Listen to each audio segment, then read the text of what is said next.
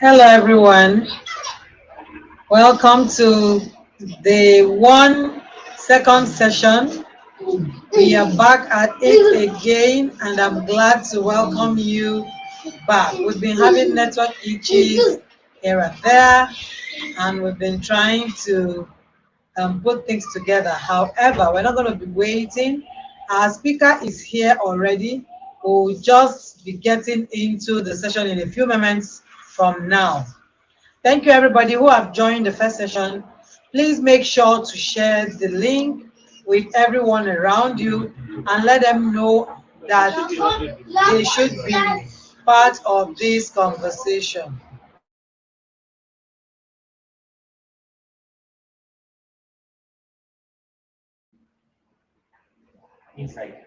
They need to be part of this conversation. One of the things we do in the course of this conference is to awaken the minds of parents. And in this session, we'll be having the next speaker talk to us on fatherhood. So make sure that every man in your circle is part of this conversation, intending parents and fathers already, right? So make sure that you share the link and get everyone to be part of this conversation. Thank you, everybody, and do stay tuned for the next session.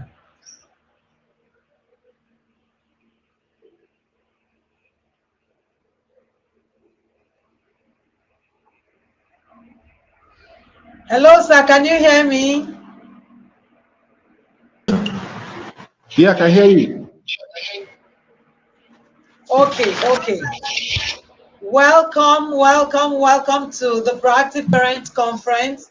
It's such an honor to have you join us in this year's conversation. Thank you for being part of this conversation, and thank you for all you do for fathers. It's an honor to have you in this platform. The stage will be yours in the next 45 minutes. The next time you see me come up, then we will be rounding up. Thank you so much. You can take it up from here. Thank you very much, Mr. Vivian, Mrs. Annie. Thank you.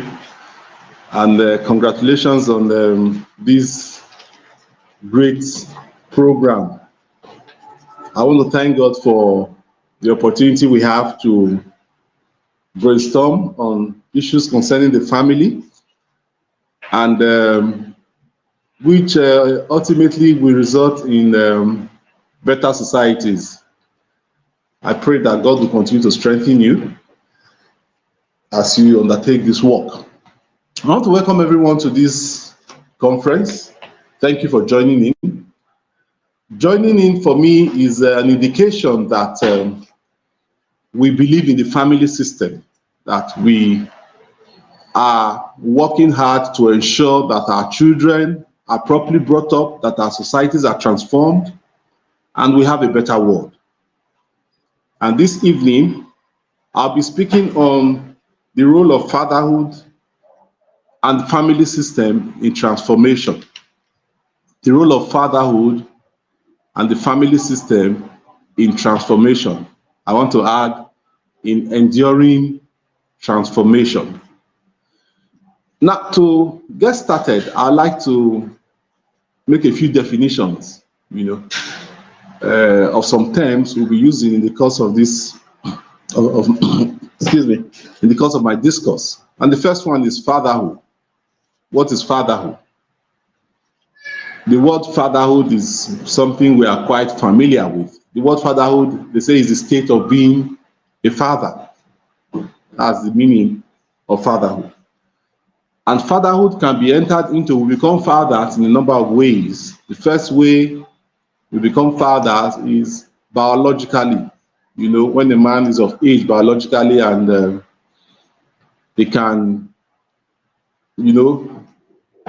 get a woman, make a woman conceive and have children. That's a biological reality. That's a biological fatherhood. And ironically, that can be entered into by almost just any man who has come of age.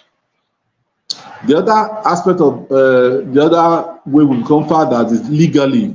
When we adopt, there are some people who are not able to have children biologically or have decided not to, and they now adopt children. They're also fathers.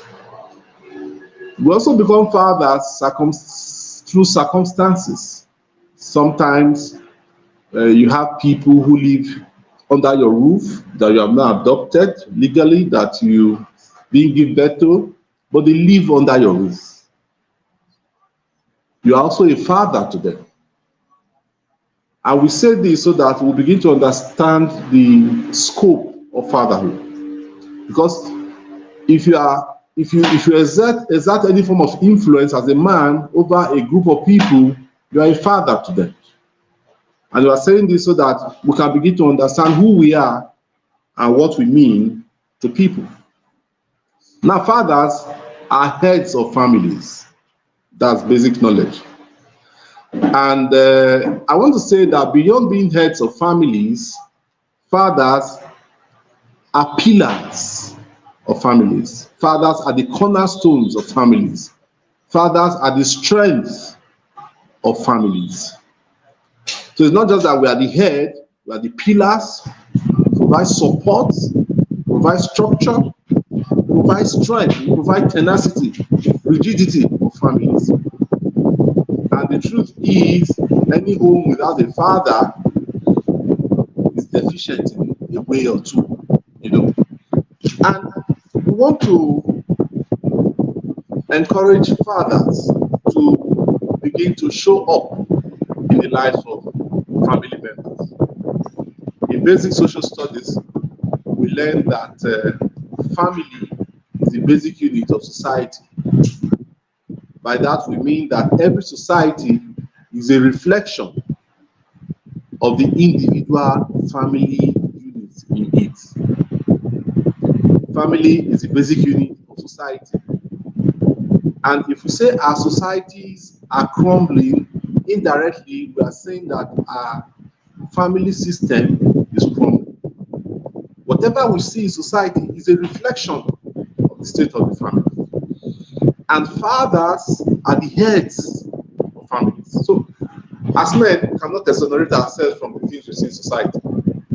There's another quote I like so much that has almost become like an anthem for me by a man called Will Durant, who says that family is the nucleus of civilization. Family is the nucleus of civilization. Now, when we say civilization, we mean the degree of advancement, how well behaved, how developed a society is. And I say this, that if fathers are the heads of families, family is the nucleus of civilization, then the degree of civilization of our society, of any society, is directly proportional to the quality of fatherhood in that society. Yeah. The degree of civilization of any society is directly proportional to the quality of fatherhood in that society. So I'm saying this for fathers, for us, my fellow fathers, to understand that we have a big role to play in the family system, in the society. Now it says every child needs the input of both parents to be properly developed. Every child. Some time ago, somebody told me this, and he said, "Oh, the best gift that a child can have is the gift of a good mother." I said, "No. A good mother is good, but a good mother is not good enough. Because fatherhood and motherhood are complementary. They're like two sides of a coin. For money to be legal tender, two sides must be in place. You understand? So fatherhood and motherhood, they're like two sides of a coin, which makes the parenting process legal tender. Any obstruction in that process is sure to lead to a less than desirable result. Now, we say, what is transformation? What is transformation? Is a transformation is a complete change in the character, in the nature, appearance, or form of a person. transformation is a complete change in the character, right? In the nature, in the appearance or orientation of a person, especially as it has to do with improvements. Transformation is a forward process, it's never a backward process. When we talk about transformation, we are talking about things getting better. We are talking about things improving. That's transformation. Transformation always has to do with development. Transformation is never a backward process. So transformation is a change in the character, a change for the better in the character, in the nature, in the form, appearance, orientation of our children. And another definition says it is an internal shift, right? Internal shift, that is a work that goes on the inside, that brings our children in alignment with their highest potential. An internal shift, a shift that occurs inside, that brings our children, our family members, in alignment to their highest potential. I want us to note those words, an internal shift. Of course, it has to do with learning, what our children learn, what we teach them. An internal shift that brings our children in alignment with their highest potential. In alignment with their highest potential. Now, there are levels of potential. I was saying that what transformation is that it brings about an alignment, a training that brings our children in alignment with their highest potential. And just imagine if, honestly, our children are developed to their fullest potential, what the world will have, what the society will have. Now, I want to also say this, that transformation is a bottom-up process.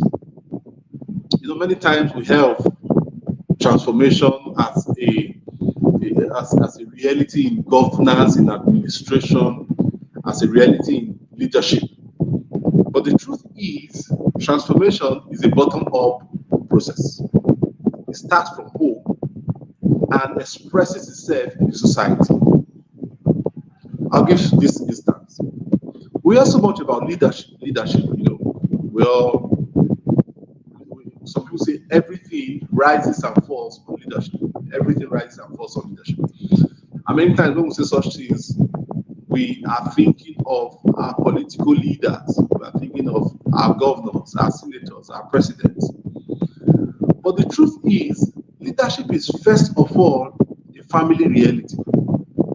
Leadership at the family level, where a father holds sway, accounts for like 65 to 70% in the child's life. A child learns basic leadership. The first place a child learns leadership is the home.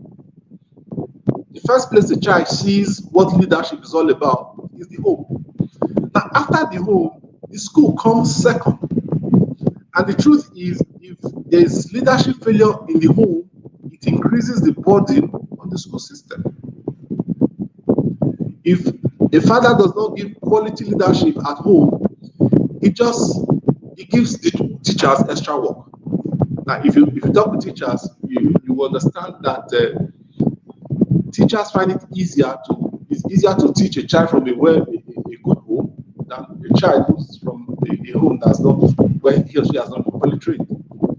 So many times what parents do is that they saddle teachers with the responsibility that should be theirs, and the burden is high on teachers. So the first level of leadership is actually the family, where the father holds sway. The second level is the school. The third level, we talk about church and the mosque. Now, the fourth level of leadership is actually where, okay, a child leaves home, maybe after university or after learning the trade, he goes to work. Now, the last level of leadership is actually political leadership. By the time we become political leaders or players in the political space, our notion, our idea about leadership has been formed. And if we have not been properly nurtured at home, we have not been properly, leadership has not been properly modeled to us by our fathers, we get to the public space and we make a mess of leadership. Now, I'll give you, for instance, there's a woman called Esther, Queen Esther in the Bible. Esther had a father, a surrogate father, whose name was Mordecai. Now, Mordecai was the one who pushed Esther into that space, becoming a queen. Transformational fathers encourage their children to fulfill potential.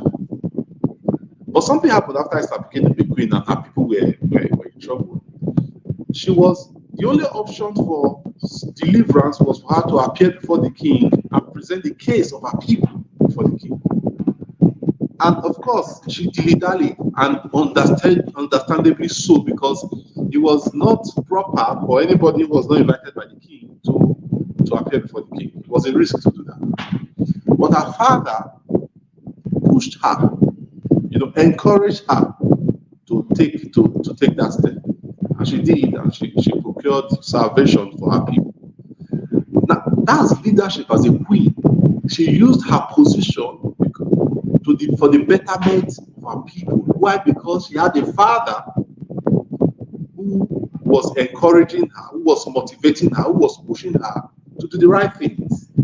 Now imagine if many of our political leaders, people in the political space, had this kind of influence from their parents, from their fathers. Imagine the kind of system, the kind of societies we have if you hold one public position and your father is there telling you to do right. Do it this way, don't do it this way, be selfless, make sacrifices for the people who have a better world. So fatherhood is such a big deal, and until we begin to approach it and understand that fatherhood is transgenerational, fatherhood goes just beyond what happens at home. It spills over into how societies turn out. Then our fathers will not sit up. Now, one brutal reality I want to share with fathers is that the society is the way it is because we have, to a good extent, neglected our responsibilities. It's a hard one, but we must face it. When I see children, when I see young people in society, and the way they behave, I wonder, because the truth is, they are basic, like we used to say, charity begins at home. And if charity does not begin at home, the truth is, you can't get charity elsewhere. You can't get charity elsewhere. Charity must begin at home. Now, how do our fathers how do they function in transforming our society, transforming families? What are their rules? The truth is, a father's reality is the dream of the children. They say a boy dreams what a man lives.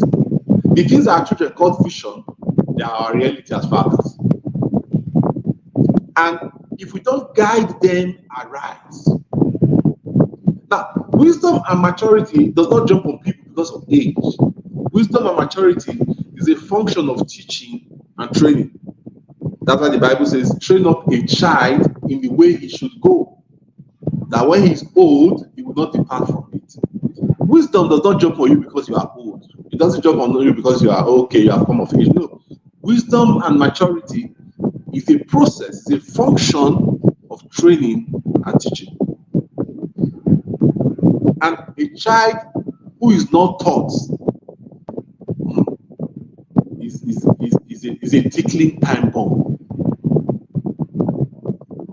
Having children grow up the way they like without proper guidance from father. Now, I'm talking about father because we are talking about fathers, not mothers. Of course, mothers can take a cue, but we're talking to father. Allowing our children to grow unrestricted, uncontrolled, is a tickling time bomb on society. And we like it or not, we are where we are because fathers are going to leave.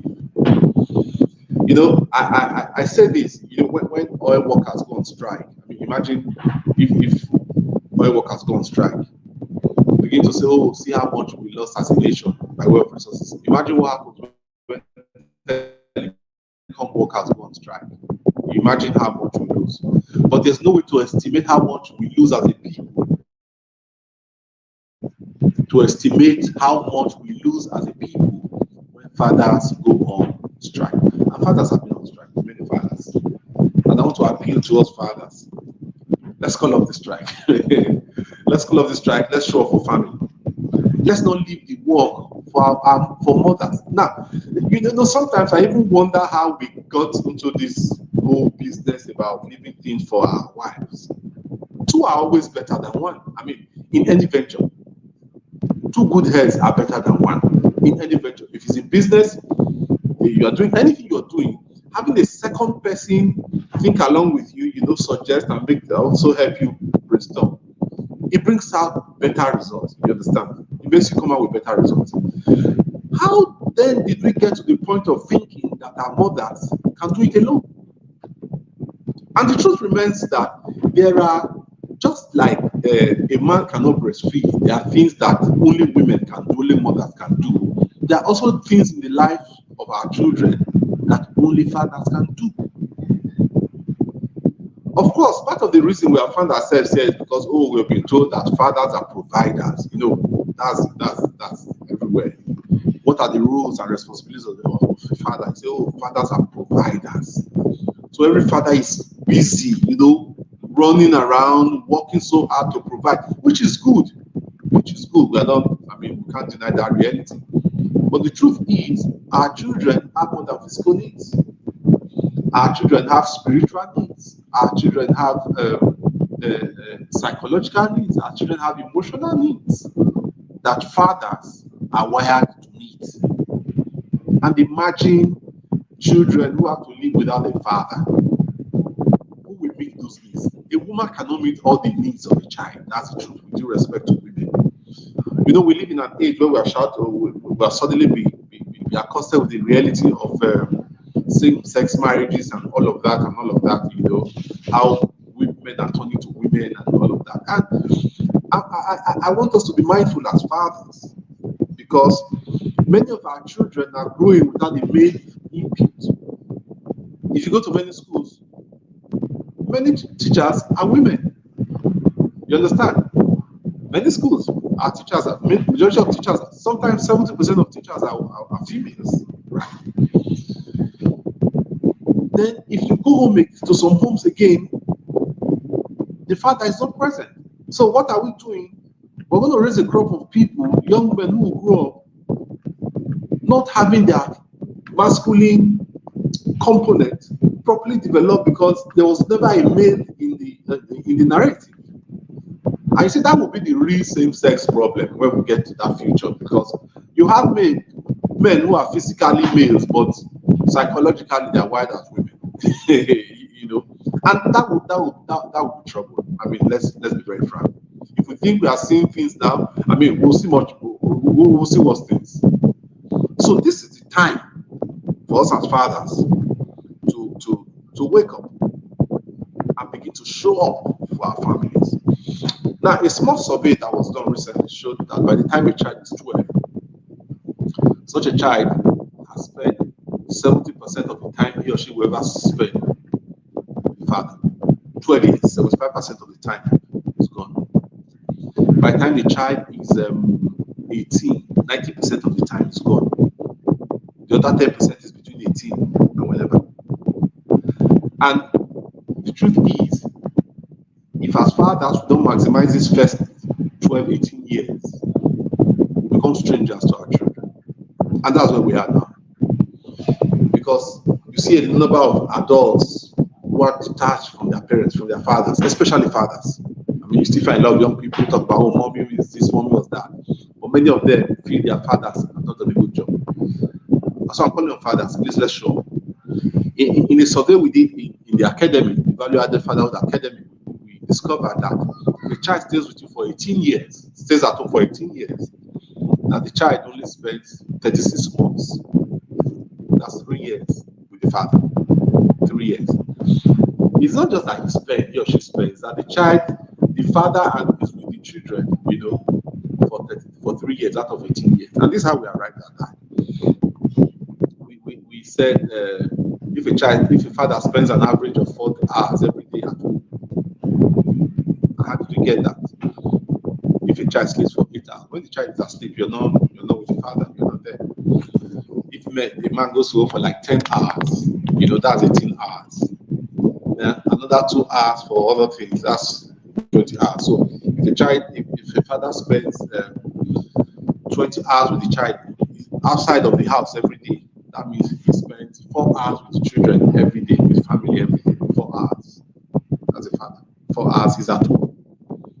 Then in 18 years, that father would have spent 36 months, 3 years with the child. 3 years, 18 years. That's if the child stays at home till 18. Now we have children who leave home at 11, 12 for boarding school. Now so many children are leaving home without the imprint of their fathers in their lives.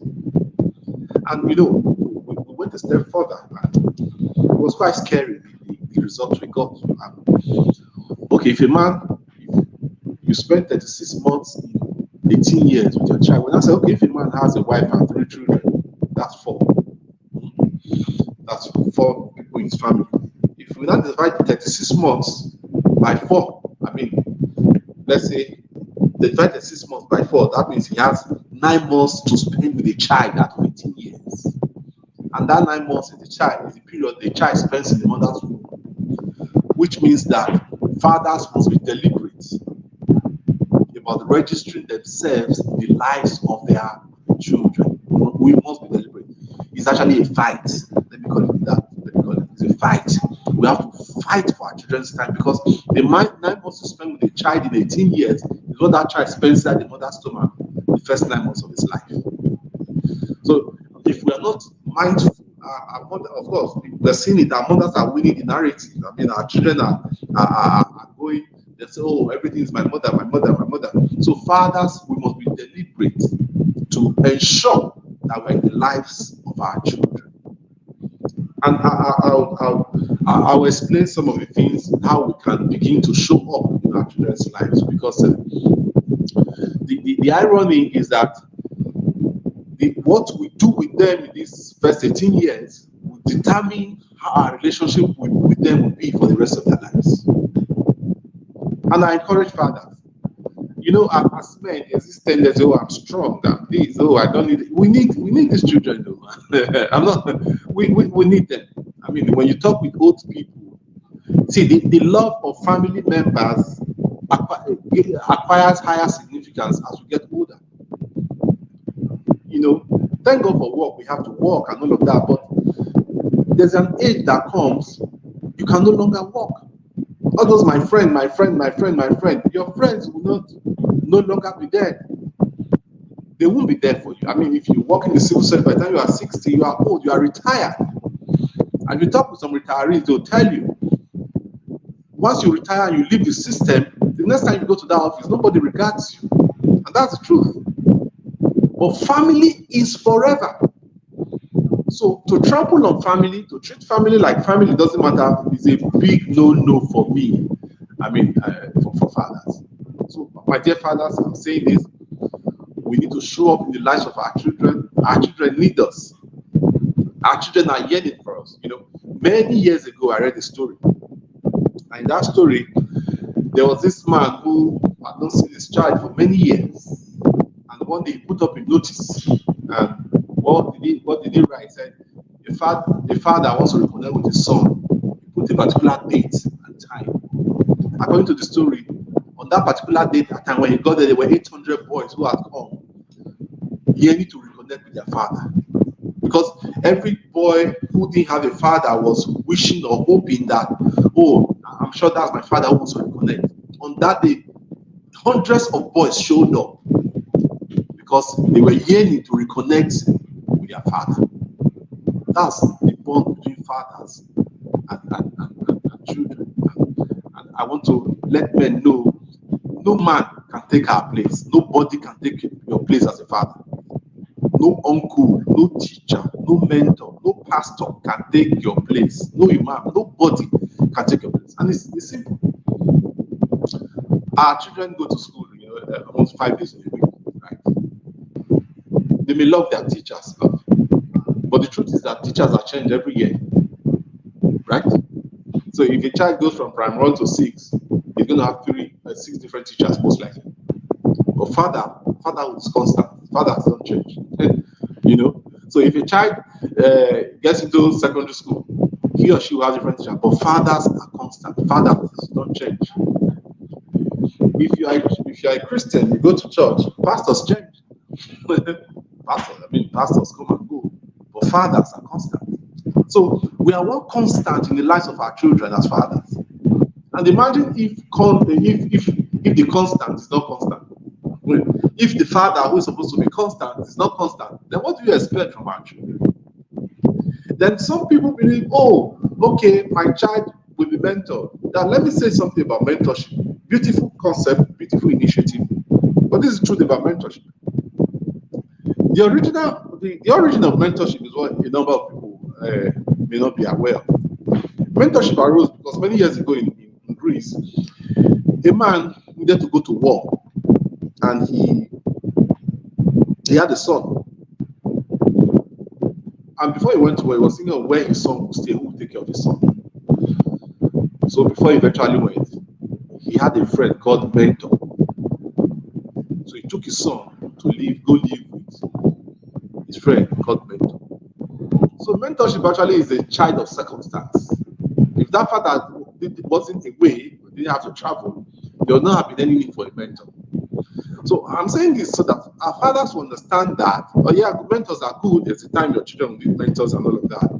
But if the primary work has not been done at home, there's nothing the mentor can do. And I'm saying this from experience and what I've seen. One of the best examples of mentorship in scriptures is the story of Paul and Timothy. Paul and Timothy is one of the most standard concept ideas of mentorship. But the truth remains that before Paul met Timothy, Timothy had already been properly trained at home. If you follow the story, Timothy already had a good reputation of people who were without. So he already had a good reputation. And Paul actually just wrote on the work that Timothy's parents already did. Paul didn't make Timothy. What Paul made of Timothy was, he was like the leaves. Timothy was already rooted. And if our children are not properly rooted from home, then there's little people can do outside. Whatever people do outside, teachers do, mentors do, pastors do, is to complement what we have done at home as fathers. So as fathers, we must accept the fact that this responsibility is on us. Transformation of society is a bottom-up process. It's a bottom-up process that starts from the home. Charity must begin at home, because if charity doesn't begin at home, there's no charity out there. You are the only man who can love your child so much that you give the child anything. You are the only man you have unrestricted access to your child. There are good teachers. Mind you, I'm not trying to downplay the work of teachers, but a teacher that has 40 students in his class, you can't leave only your child and ignore that children. But for fathers, they are yours. So as fathers, I want us to learn to show up for our children. The things we teach our children at home become like a compass that guides them for the rest of their lives. Become compass, a guidance, a guide for them. Whatever we teach our children become guides for them. And the question is, what are we teaching our children as fathers? So as fathers, I want us to make plans. And it's simple. Begin to make plans to put family into our schedule. Sometimes I meet men. They say, I'm busy. I'm very busy. I'm busy. I have so much to do. I laugh. You're busy. When you meet the children tomorrow, they'll be busy for you. And then there'll be nobody to cry out to. I've seen people, rich old people. We're not raising our children so that when we get old, we become hungry, they'll take it. Yeah, that's part of it, but not just for that. There are other. It's not. Some people, even at old age, they are still very rich. They don't need their children's money, but their desire for love, fellowship, closeness, communion with family is what matters. You don't want to become old and the people you have around you are strangers. People you know from nowhere taking care of you. Of course, it's not, you don't have to stay with your children, but the fact that your children are concerned about you is a watershed for you as a man. So as fathers, let's watch out for our children.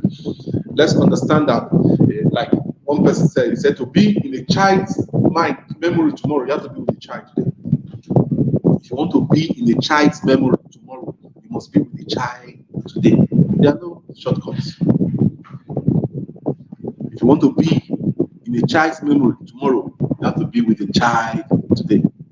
Another man says that he that rocks the cradle shapes the nation. And that's the truth. He that rocks the cradle shapes the nation. Shape the nation. So fathers, please, I want to appeal.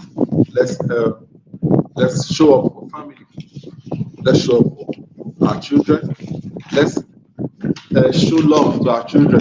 Let's let them understand that we have their backs. Now, how do we show up? How do we ensure this transformation?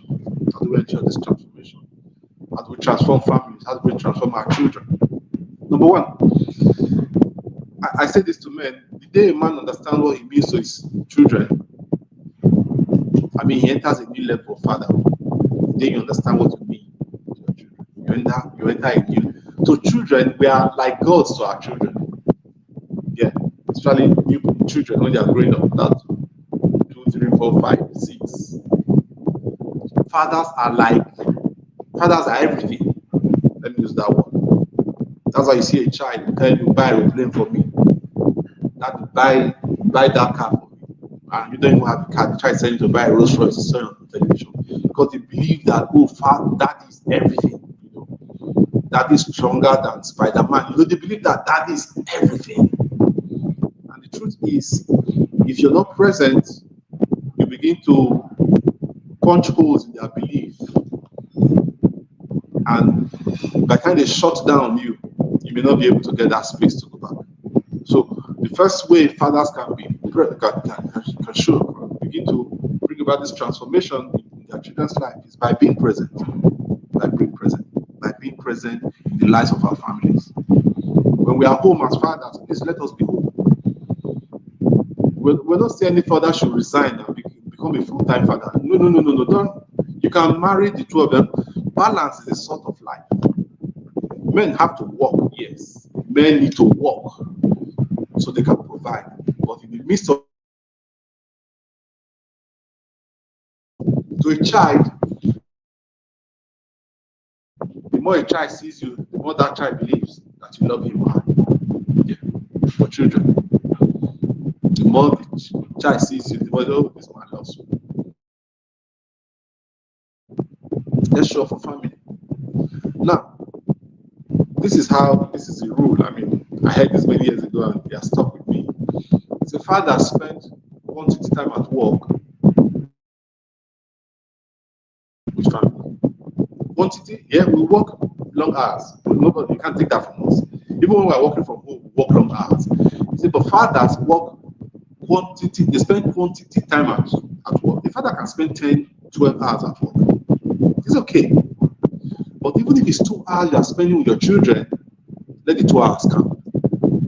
So quantity time at work, quality time at home. Quality time. Teach your children, talk to them, tell them stories.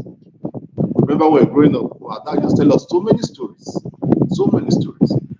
And at some point it was like, some of the stories that become, now you feel, oh, this man has come again. But you can't say it, But when we left home, those stories became, it was as if for every situation of life we came across, there was a story our dad had told us that was tailor-made, custom-made for those circumstances. I remember one thing he used to tell us a lot. I mean, those days, many years back, he used to tell us, never you leave your drink unattended. Never you leave your drink unattended. I mean, he used to say, if you go anywhere and you are giving a drink, he said, once you open it, he said, if somebody calls you, go with your drink. He said, if you don't go with your drink, finish the drink before you go and meet the person. He said, never leave a drink you have opened, walk away and come back and finish the drink. He says, it's bad. And in the days he was saying these things, we didn't have access to drink. I mean, in the 80s, we used to drink Coke maybe once or twice a year. So it was like, what's this man talking about? We didn't have access to drink. Where Will you even play with it? You tie it, you put it inside your pocket if you have to go anywhere, you know. But see the world we live in, see the reality we are in today. Drinks everywhere. And you know, funny enough, today I still have, anywhere I go, I never leave my drink unattended. I never leave my drink unattended. So the lessons we learn from home, they will stick with us. They stick with us. And you know why? The world our children will live in will not be as sane as the world we are living in. That's the truth. The world our children will live in tomorrow will not be as sane as the world we are living in. Now, if you even look closely, the world we live in now is not as sane as the world we lived in 25 years ago. 25 years ago, we were talking about same-sex marriage. 25 years ago, where did you see young men plaiting their hair? Where did we see that? I mean, things are changing rapidly. So we must arm ourselves as fathers with this mindset. The world our children are going to, they're already living in. Already we are seeing it, but the world they will live in will not be as sane as the world we're living in. And the saying, if you cannot prepare the future for a child, prepare the child for the future. And that's what we're doing in fatherhood. We are preparing our children for a future. Because you can't even tell what that future will be. But you see, values, truthfulness, honesty, integrity, hard work, those are virtues that never fail. They never go out of fashion. So we must be deliberate about infusing in our children values, respect, honesty, integrity. Those values never fade. They never fade. So as fathers, let's show up. Let's show up for our children. Let's show up in the lives of our children. That's number one. Let's teach them. When we talk with fathers, some fathers are like, oh, so what do we teach? What do I teach my children? I say, easy. Look at your life.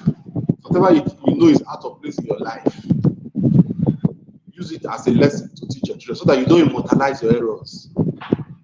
Yeah, that's the truth. As a father, if you know you are lazy,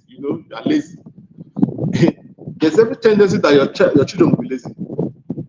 Do the most you can. That's why you find fathers who are drunkards telling their children not to drink. And sometimes some young people are so fully educated that you are drinking, you are telling them. The man is in bondage to alcohol. He knows it's not good, so he's telling his child, don't drink, don't smoke. So one way you can teach your child about, use your own inadequacies.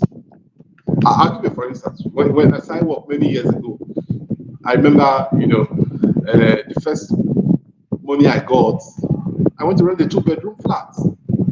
I bought the car 1 year, the same period, And after renting the 2-bedroom, I just discovered that I wasted money.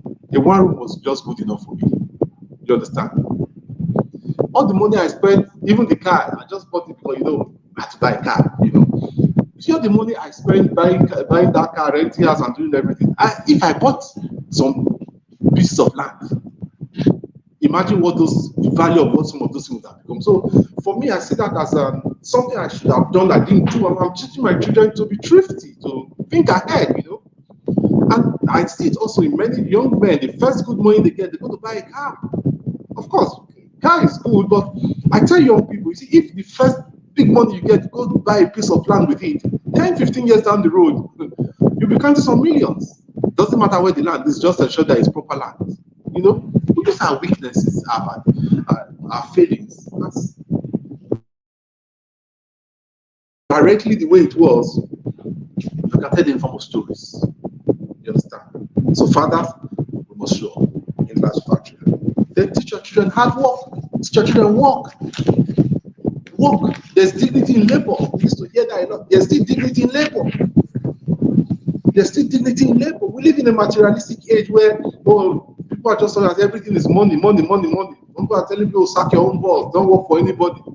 Yeah, there may be times when you need to be on your own, but not with the mindset we are infusing our children with, some of our children with. Teach our children work, the value of work. And you go to some schools these days, and children don't work. They have staff, people who clean their toilets, who cut grasses, who pick the papers, who sweep the lawns, right? And some of these children are not also fortunate enough to work at home. You get some homes, children not do anything. And by doing that, we're raising a generation of lazy people who become burdens on society tomorrow.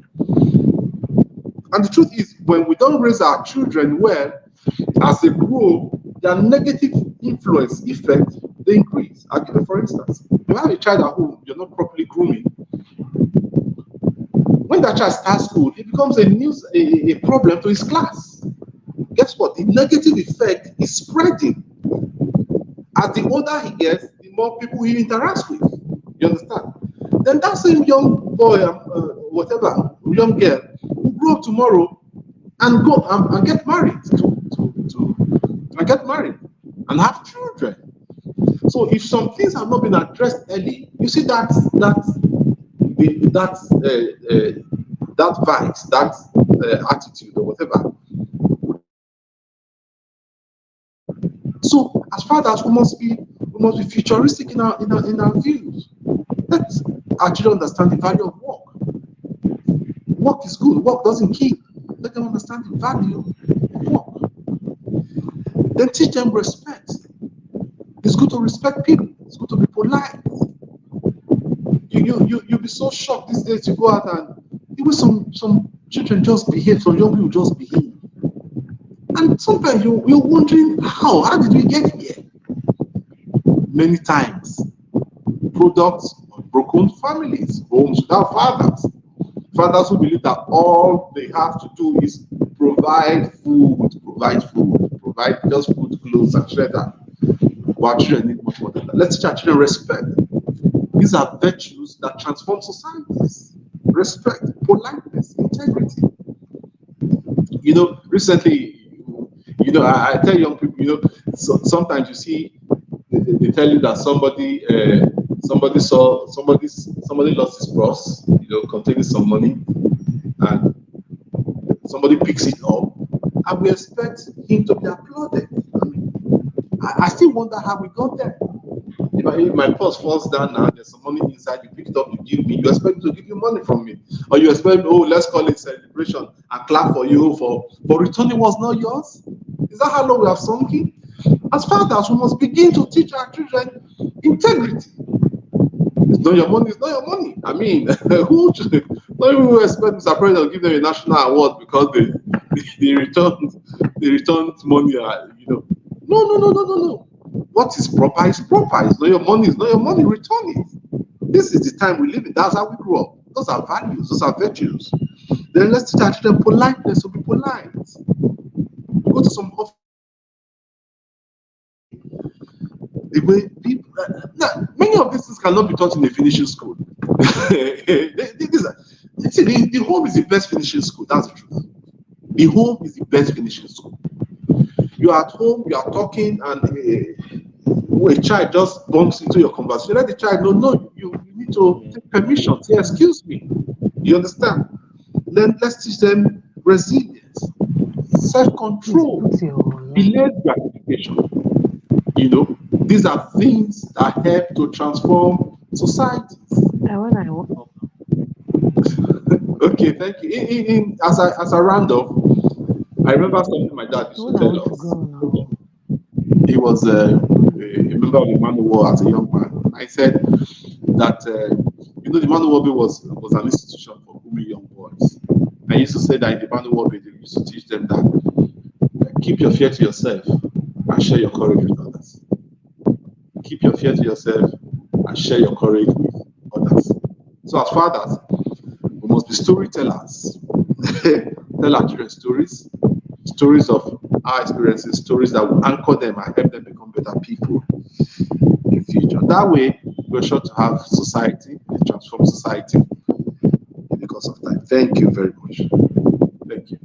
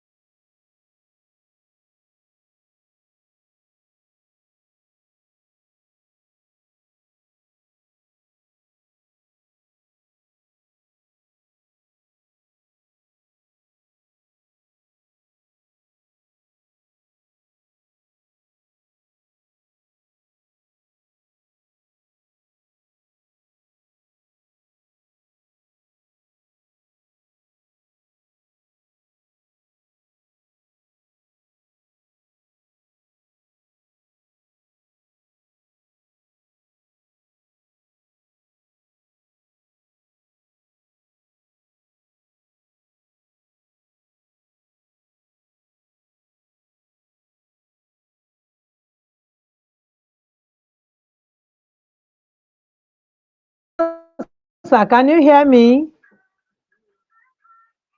Sir, can you hear me? Your camera is off. I can hear you. I said it earlier that we live in a third world country, so we expect this kind of thing, you know. Thank you so very much for this amazing session.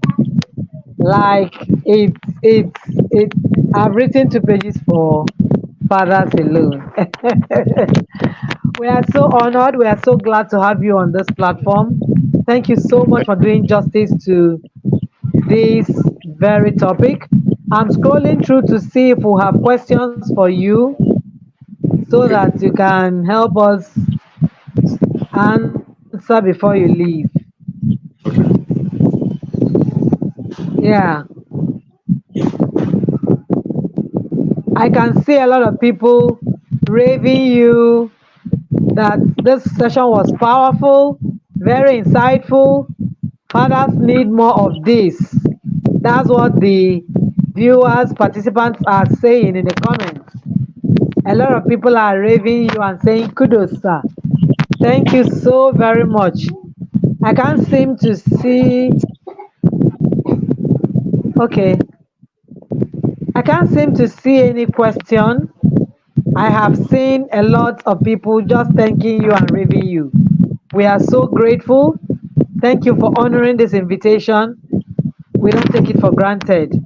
Thank you so very much. If you don't have any question, and we can release you now. Thank you. Thank you. You're welcome.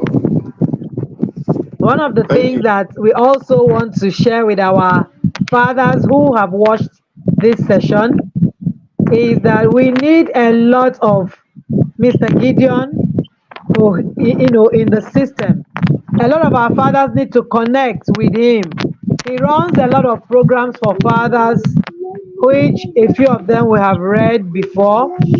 So please, if you're listening to this session and you will listen as a replay, share this video with any father you know, any potential father, any significant male. The family system is suffering because the fathers are not in the forefront of the family systems, right? So it is important that we begin to intentionally do the work of excavation. Where is the problem coming from? And begin to look inwards. So thank you so much.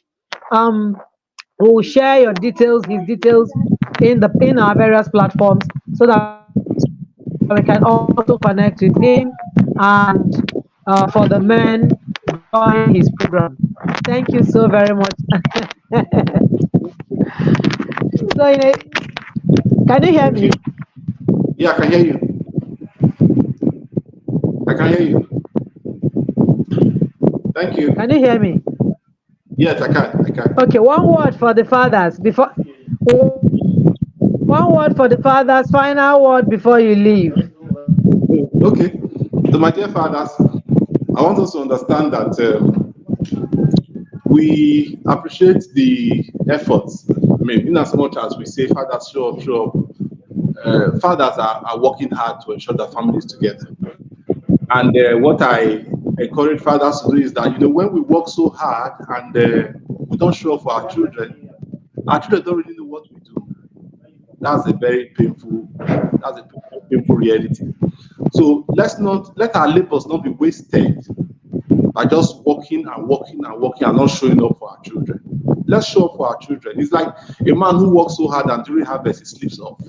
That's what many fathers are doing. They're working so hard to provide, but they're not present in the lives of their children. So please, as we work hard, let's be present so that our labors will not be in vain. Thank you.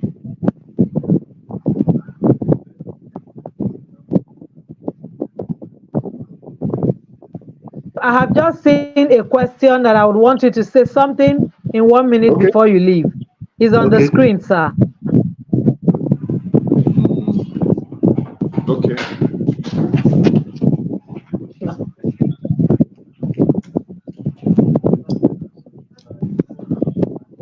Yeah. What's okay? Yeah. Thank you. Thank you for that. I saw it. a home where there's no father due to one maybe a widow. She's a, Yeah, madam, to the person who asked, thank you very much. We, as much as possible, try not to, you know, it's a bitter truth that without a father in a child's life, I mean, such a child's development will not be wholesome. But in a situation like this, where there's no father, maybe he's passed on or that, you can actually get a man figure, like a teacher in the child's school can stand in as a father. If there's an uncle, you're either a relative of the woman or a relative of the late man.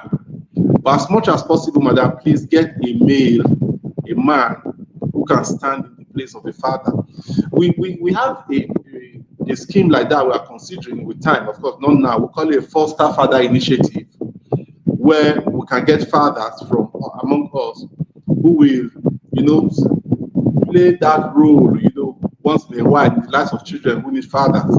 But for now, it's not completely activated. So, but I'll say the best bet for me would be the child school. Get a male teacher who can play the role of a father. But if I've had people come to me before, say, Gideon, people without fathers in their lives, and say, Gideon, please, my son is a man in his life. You understand? It's not that you have to stay with them in the house, but just once in a while, check up on them.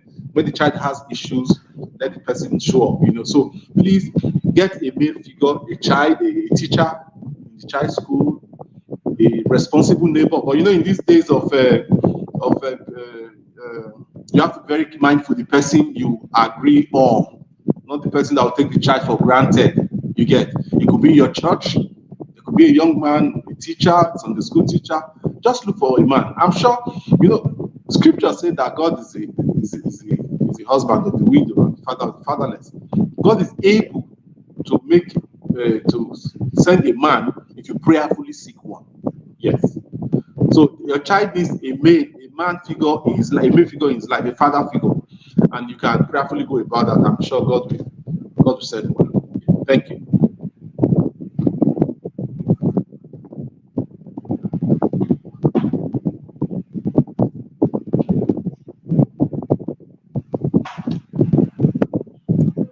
thank you so much, sir.